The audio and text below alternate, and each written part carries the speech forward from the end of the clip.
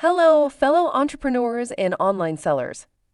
Today, we want to share our experience as a multi-channel seller who has navigated the waters of Amazon, eBay, and our own online store for the past 5 years. We'll take you through the realities of selling on Amazon and explore, through real-life examples, whether it's still the golden goose it used to be. Is selling on Amazon still worth it? Amazon has been a dominant force in the e-commerce space for years, offering fast onboarding, a vast customer base, and streamlined logistics. However, the platform's ever-changing requirements and increasing fees have made it a challenging environment for sellers. Let's look together and try to answer this question by the end of the video. To do this, we will cover, without further ado, several important topics. How to set the right price for a product on Amazon. Cash flow selling on Amazon explained. Amazon's innovations and bureaucratic pitfalls. Tricks with BuyBox Amazon. How do you win? The risk of suspension/blocking listings in the Amazon account. Messages from Amazon. How to deal with tons of them. Alternatives to Amazon for selling physical goods. Let's get started. First, let's do the math. Let's assume you already have a product to sell. The fundamental question is one of price. Determining the correct price for a product on Amazon is a delicate balance. You must consider the platform's fees, the cost of returns, and the competition within the buy box. In order not to trade at a loss, you need a calculation. We have prepared a simple table template. You can get this ready-to-use spreadsheet using links in a description or compose something similar yourself. In the gray fields, enter the initial data. Purchase VAT. If the product is imported, it may differ from the retail price. Sales VAT. If required for the country of sale, approximate percentage of shipping and storage costs from the purchase price. Amazon referral fees. Amazon FBA fees for one average unit. Must include delivery to warehouse and logistics from warehouse to buyer. Percentage of returns unsuitable for further sale. Costs of processing and packaging the product, and the desired profit margin.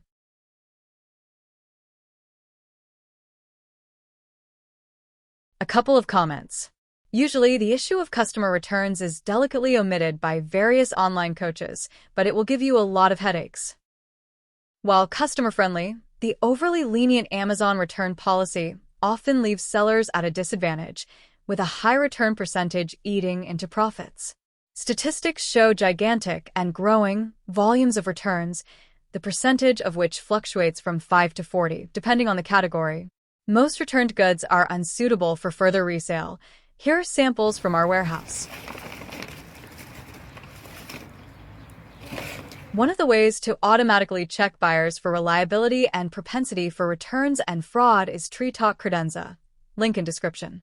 This useful tool helps to store order data in a GDPR-compliant manner and checks buyer ratings in a semi-automated mode using both local and crowdsourced databases. If you already use this software, the refund rate may be reduced, but we still have to consider it because a return is not just a loss of revenue on the product, it is also a loss in storage and delivery back and forth from the buyer and with the FBA scheme, also to the Amazon warehouse and back to you. Therefore, we must take this into account. As for the profit margin, it may seem big to some, but later you will understand why you should not set it too modestly. In the table itself, we enter the purchase price and, if necessary, the exchange rate if the purchase currency differs from the sale currency. White fields will be calculated automatically based on the entered data. The no profit FBM price column calculates the minimum price for selling without profit using the FBM scheme, fulfillment by merchant, i.e. with your logistics. The FBM price column calculates the acceptable price for selling using the FBM scheme, and the FBA price column calculates the acceptable price for selling using the FBA scheme, fulfillment by Amazon, that is from a warehouse and with Amazon logistics.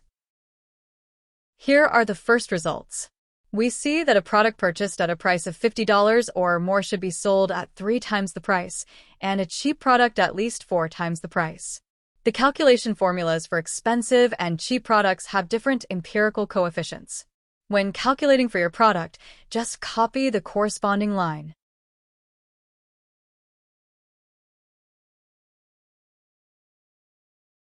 Now we have a minimum price. However, reality may make adjustments. Study BuyBox and competitors' offers. If their prices are higher, great, enter your final price in the last two columns and mark it green. However, the price of competitors or Amazon itself for the same or similar product may be lower than the calculated one. If the product has already been purchased, you'll be forced to lower the price. It's good if it still allows you to make money. Amazon's own competition in the BuyBox can be particularly disheartening, as the platform often prioritizes its products or those of larger sellers, making it difficult for smaller businesses to get a fair share of visibility. To check the business model, we have two reverse check tabs. We transfer the values from the first table or adjusted figures to the initial dated section. In the gray price field, we indicate the real selling price. And we get unit economics for your product in real money. So, when selling a product on Amazon, bought for €100 for €310, you will receive about €38 of them, roughly 12%. Is there an error here? No, everything is correct. The control figure of 37.8% shows a marginality close to the specified one. What's the trick? It should be taken into account that you indicated the desired marginality from the purchase price, €100, and Amazon and the state take their commissions from the selling price, €310. As a result, Amazon is the main beneficiary of your activity, having €70 or more than 22% of the pie. The state is not far behind, having 22% in the form of VAT. You will pay other taxes from your share later.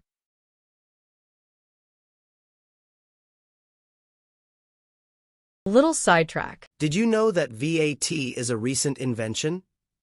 Until the 1970s, this tax generally did not exist.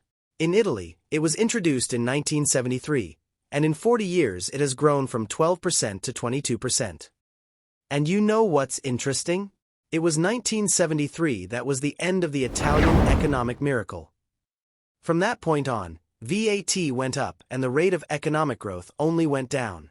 Remember these graphs, and don't be fooled if you are told that VAT should be introduced where it doesn't exist, or increased where it unfortunately already exists. There are countries with no VAT like the USA, and many countries where VAT is low, for instance, Canada, Emirates, and Japan. But the economy is developing quite well, and roads, transport, medicine, and other infrastructure are thriving. Back to our unit economics. There's nothing we can do about government bureaucracy at the moment. Still, a reasonable question is, what if, instead of giving Amazon the lion's share of the revenue, we sell the goods in our own online store, for example? Just memorize this idea. We will return to this later, but for now, the second tab, reverse check. It contains the calculation of unit economics for a cheaper product. Let's see, to make a profit we sell the product almost 5 times more expensive than the purchase price, for €44. Of this, you will receive less than €4, about 8%. Conversely, Amazon has more on the cheap product, 38%. But what if competition forces you to lower the price? Let's see. Trouble. At a price of €40 per unit, your share of the pie will decrease dramatically to 3%. And at a price of €38, your revenue will fall to 0. At the same time, the state will still get its wag. And Amazon's share will even increase. Wow. Do you like our spreadsheet? You can buy it right now by paying securely with the Stripe QR code on the screen. Or you can get it for free by subscribing to our partner's news, TreeTalk Credenza. Okay, let's put the price back in place so the math is not so scary. But if you think that since you are in profit, you can live happily on your couple of bucks, I have to disappoint you. You have your first sales on Amazon. Hooray! Getting ready to cash in. In the Payments section of Amazon Seller Central, you will find beautiful graphs. Let's take a look and figure it out. This is a chart from a real test account. First of all, pay attention to the payment date. Amazon pays money to your account twice a month. So, you will not receive the money immediately, as if it were your own store. Plan your churn rate taking this into account.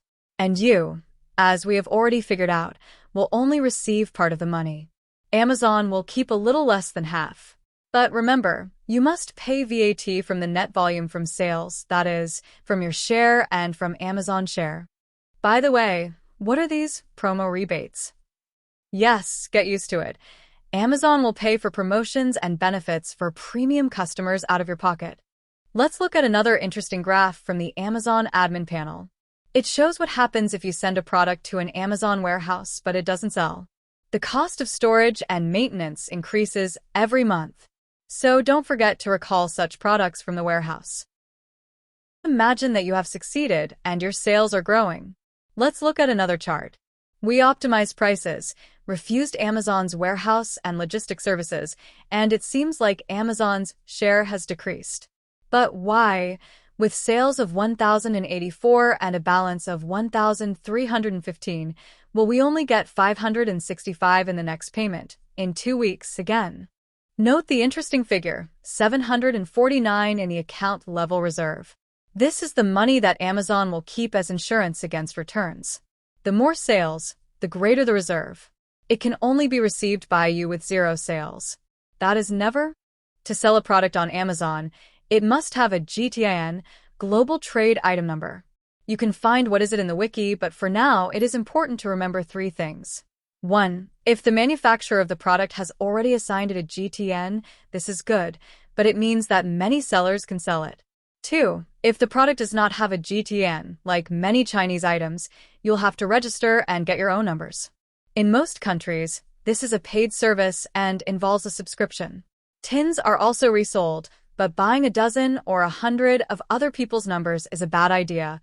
Amazon will sooner or later discover that they do not correspond to the product and the item will be blocked. 3. Before creating a product card, always verify the GTIN using the official service, link in the description, to avoid delays or blocking. It's great if the product sells well, but be careful. In this case, Amazon can invite the manufacturer or start selling it itself. In this case, your competitive chances are small. Look, our price is lower, and the leader of the BuyBox is still who do you think? Want to sell your product on Amazon to European countries? Make sure your account meets DAX 7, European tax number and other details required, European address and representative required for returns and customer service, electrical product certification required. In some countries, contract and registration numbers required for packaging disposal. New requirements are coming in regularly. Miss something? Get an unpleasant notification.